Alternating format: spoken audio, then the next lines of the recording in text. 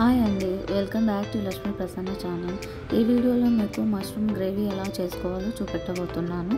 అది కూడా టమాటా లేకుండా చేసేసుకుందాము. మనం ఇక్కడ కొంచెం ఆయిల్ వేసేసి అందులో మిరపకాయలు, అల్లం వెల్లుల్లి వేసేసి ఇంకా ఆనియన్స్ కూడా వేయండి. ఇప్పుడు ఒక 5-10 మినిట్స్ వరకు మనం మిక్స్ చేసేసుకోవాలి ఇవి అన్నిటినీ.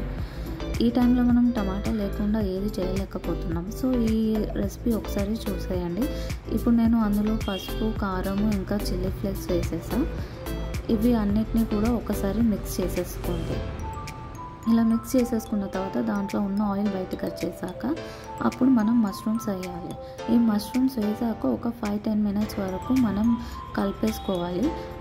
అందులో ఉన్న ఆయిల్ అనేది మనకు పొడి పొడిగా ఉండాలండి. మొత్తం ఇట్లా ఆయిల్ లాగా ఉండకుండా చూసేసుకోవాలి. ఇట్లా పొడి పొడిగా ఉన్నప్పుడే మనం మష్రూమ్స్ వేస్తే మన గ్రేవీ అనేది చాలా రుచిగా వస్తుంది.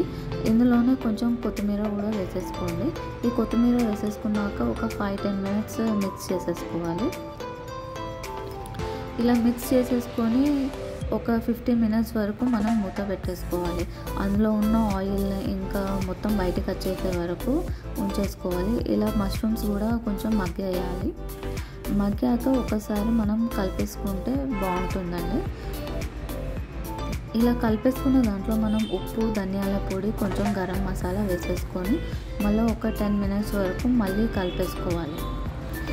ఇలా కలిపేసుకుంటే మనకు అన్నీ మొత్తం కలుస్తాయండి. అందుకే అలా కలిపేసుకుంటున్నాను నేను. ఇప్పుడు ఇందులోనే మనం ముందుగానే నేను కొబ్బరి పాలు ఇంకా బాదం కలిపి పేస్ట్ చేసి ఇలా తీసేసి పాలలాగా చేసుకొని పోసేసుకున్నాను.